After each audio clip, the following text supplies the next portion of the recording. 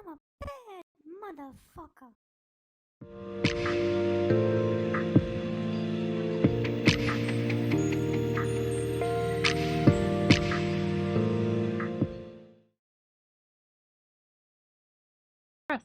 Back to me.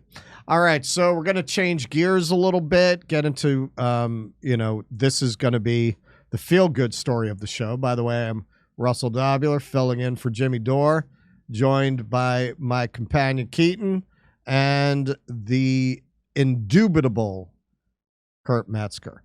All right. What does dubitable mean? It's the opposite of indubitable. Okay. The ICC is considering issuing war crimes arrest warrants for Netanyahu and others. Yeah, go for it. Let's see All what right, happens. that sounds promising. What? This is from the Jerusalem Post. Yeah. The International Criminal Court may be considering issuing international arrest warrants in the relatively near future against Prime Minister Benjamin Netanyahu and other top officials for alleged war crimes, N12 reported Thursday night. Around 125 countries are members of the ICC, including essentially all of Europe, and are bound by treaty law to honor the ICC's arrest warrants, though there have been examples of countries protesting such warrants and refusing to honor them. The report was extremely puzzling, given that the ICC has not decided all of the relevant jurisdictional questions it is supposed to decide before reaching an arrest warrant stage. For example, the ICC is first supposed to address the issue of complementarity, which is the legal question of whether Israel properly probes itself sufficiently such that the ICC would not have the right to address any war crimes complaints based on complementary or additional jurisdiction. Okay, so to explain that, basically their rule is if the country already adequately polices itself in their rules, you wouldn't then pursue these charges. Now, I think we all know the idea that Israel properly polices itself is a fucking joke. No, they go. They put it through a court. They get approval from a court. Right. Yeah. Oh, we're a democracy. We're a democracy. It's the same shit, but who knows how, historically, these kinds of international institutions buy Israel's bullshit. So the Thursday report said Netanyahu met urgently with Strategic Affairs Minister Ron Dermer, Justice Minister Yariv Levin, and Foreign Minister Israel Katz to address the issue and to appeal to Western allies to assist. In addition, the report said Netanyahu discussed the issue with top British and German officials who were visiting Israel this week. This would seem to be a long shot, given that other than the first few days of the war when Israel was still enduring an... Oh, hang on.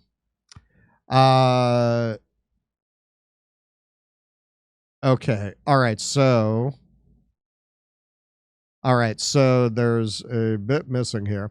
All right. So just to explain, they're talking about different angles they could take to actually bring this case. One of the angles they could take is denying them food. But the article feels that that would be very difficult to prove. So this would seem to be a long shot, given that other than the first few days of the war when Israel was still enduring an invasion, the IDF has facilitated some amount of humanitarian aid. As the IDF's position strengthened security-wise, that aid has grown. ICC prosecutor Karim Khan did accuse Israel in fall 2023 of slow-rolling humanitarian aid, arguing this could be a war crime. It was unclear at the time how he would make such a case, given that Israel was permitting aid and was arguing that security conditions were slowing the aid process.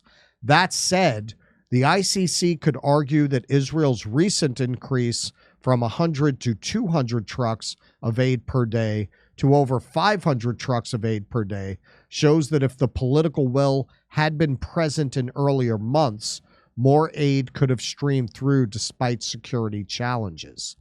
Still, any case would need to prove that people are actually dying of starvation and not merely eating less or endanger future food security issues. Is this a joke? You know what? I was just going to say, well, let me finish.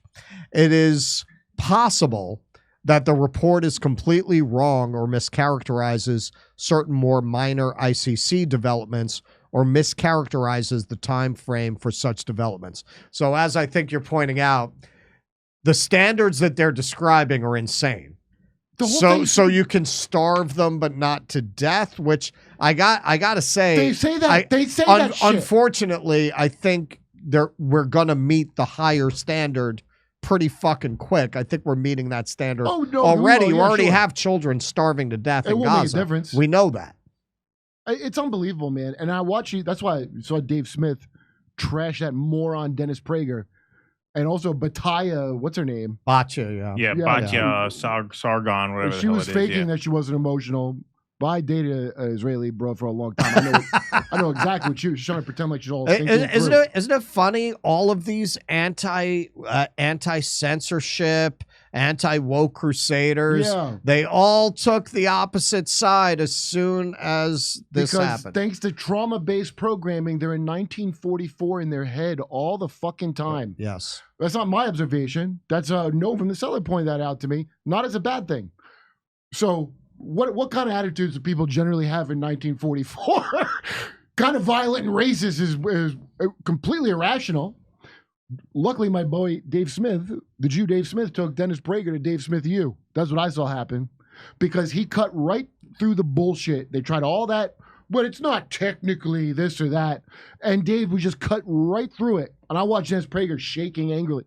Dave called his views collectivist. And that rattled Prager's bones. Well, we're seeing right now, later on, we're going to be covering, some of the stuff, the Cass report about gender. What you're seeing are some of these just crazed social narratives that people have been brainwashed with and conditioned with. That not only that, remember, a lot of people have really put their reputations and careers on the line. That's right. Backing a lot of these ideas like Zionism. Right. What does this mean for a lot of people who have a lot of institutional power with the core premises of Zionism collapsing? Yep. How do you walk away from the fact that you supported a genocidal apartheid state for decades? People who supported South Africa, I mean, what happened to their reputations once the narrative finally shifted on that?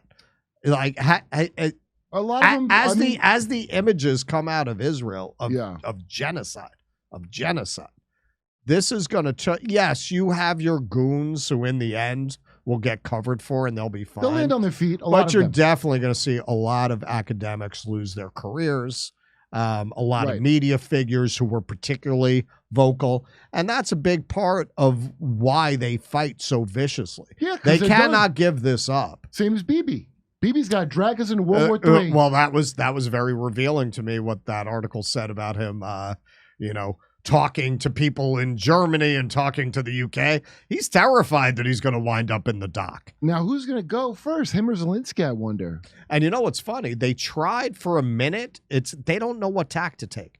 They tried for a minute to take this it's all Netanyahu's fault approach. Yeah, right. And then they realized, well, we can't take that approach because we don't actually want him to stop doing what he's doing. Yeah. So now I'm seeing the real hardcore Zionist pivot to, I don't agree with everything, but he's got a really hard job and he's being held to an impossible standard. I'm seeing them try. Yes, that is the pivot I'm seeing the Zionists do now. They're trying to thread the needle of supporting him and criticizing him. You try being Jewish Hitler. It's not easy. Yeah. The things don't go together. You try being a genocidal Jew in broad daylight. It's like that old hack joke. I'm Iranian and Jewish. I throw rocks at myself. It's like that kind of. Keaton? Well, yeah, this whole, airstrike swap with Iran really kind of reset things, because Israel their narrative had completely crumbled after the WCK murders. And then they hit Iran, Iran hits them back. And now all of a sudden the media is back on their side, right? It's just this really bizarre sort of folding of time that we've sort of been in these past few days, where now all of a sudden we're litigating the campus protests again. Yes. Like we were doing that back in October, November, and then after the withholding of aid and the murder of those WCK aid workers, I even made the point, several times, hey, don't you feel a little stupid for giving all of those campus protesters a hard time 4 or 5 months ago? And now, I mean, in the wake of that event, you had Morning Joe singing that same tune. Yep. And now it seems like the pendulum has swung back, and now the pressure is off Netanyahu once again. But in terms of that article, I mean, they are just coming up with the most ridiculous standards you could think of. There was never any political will on the part of Israel to give a loaf of bread, to send a loaf of bread into the occupied territory. None. Don't forget, they had UNRWA defunded based on what the New York Times just printed a few hours ago. Yep. It was basically a lie. Right. New York Times just came out and said there is no evidence linking any of these UNRWA members to October 7th. None. And so how does Israel that lied? not demonstrate the opposite? What's that? Israel lied? Yeah, they just said they lied about UNRWA, right? Exactly, yeah. Wow. No, but that demonstrates political will in the opposite direction. They proactively sabotaged aid coming in. So this idea, we could make the case that if they went from 100 to 200 up to 500, it means they were holding back when they were putting at 1 or 200. No. Israel's number has always been fuck all, zero. Right. Zero. The only reason they let any aid in ever is because Biden had to lean on them a bit because he was afraid that no one was going to vote for him if he didn't. Like, okay, but we're dropping it on their head. There's never any political will on Israel's part to send any aid in. It's deliberate starvation, obviously, and that's just the beginning of it. I mean, you could make a case against Netanyahu at the ICC without even mentioning the word aid. They just found mass graves under a hospital. I don't know if we're doing that. Well, that's what I was going to say. That's the next segment. Yeah.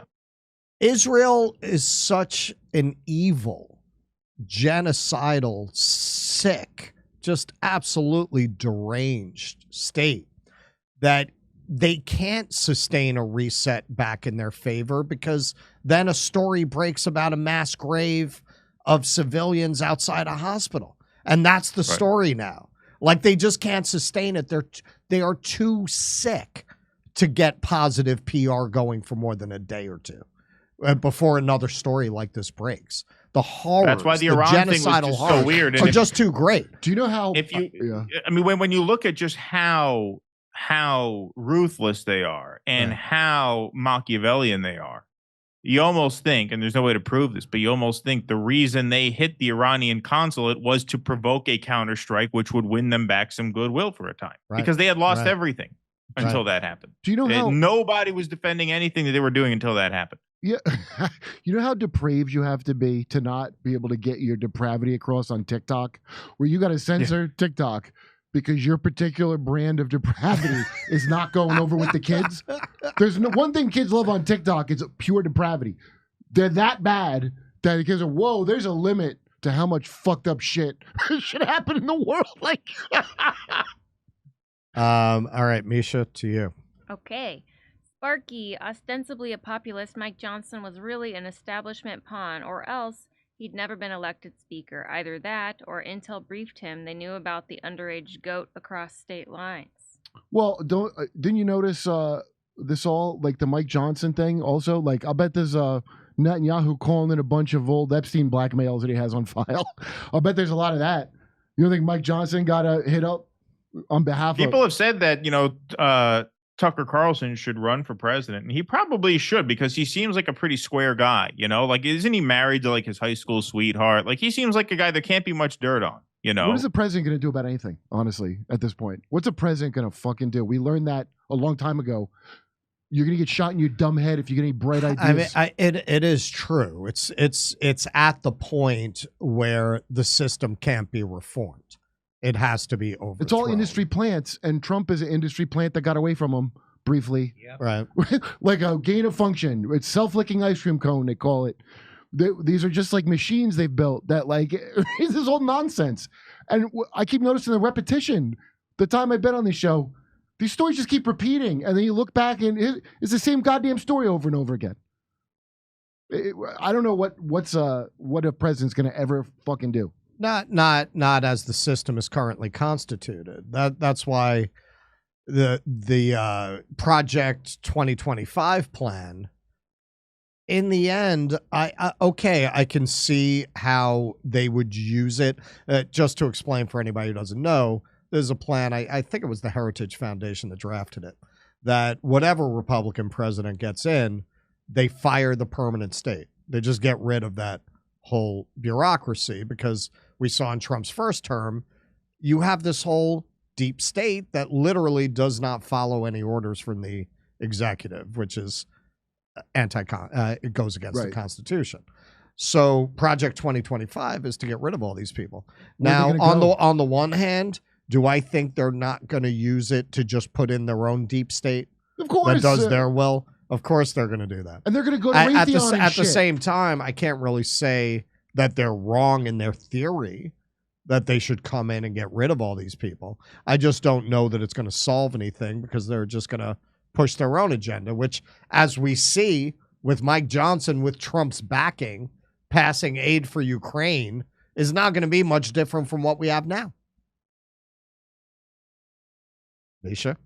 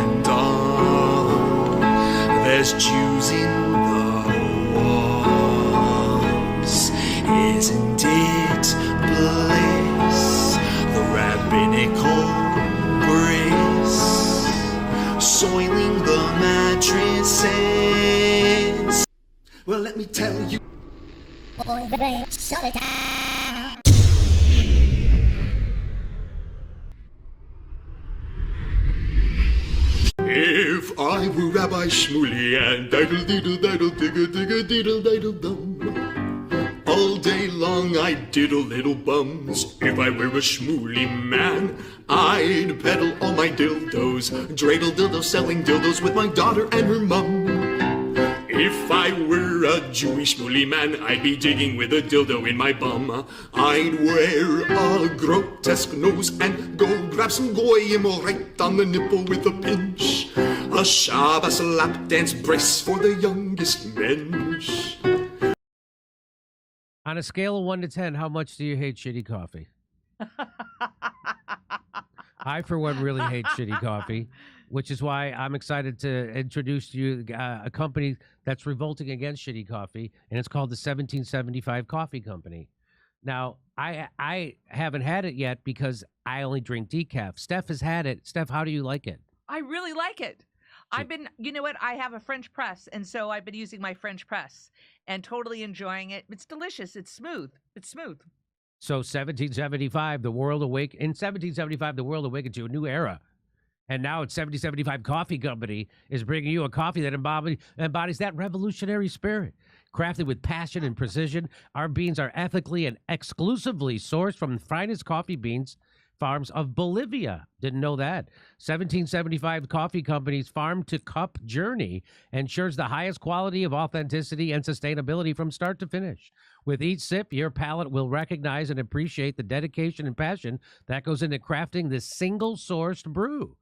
1775 Coffee Company takes pride in offering customers a truly exceptional coffee experience with their premium coffee collection. But their dedication to this revolution extends beyond the realm of taste. Safeguarding freedom of speech is critical right now, which is why 1775 Coffee Company has joined forces with Rumble in defense of one of our most fundamental rights, freedom of speech. Coffee that's sure to awaken all your senses, including the sense of freedom. So choose 1775 Coffee by going to 1775coffee.com/litter. That's LITTER, and use the code LITTER for 10% off the checkout on your first order. 1775 Coffee, brewed to perfection, crafted with revolution.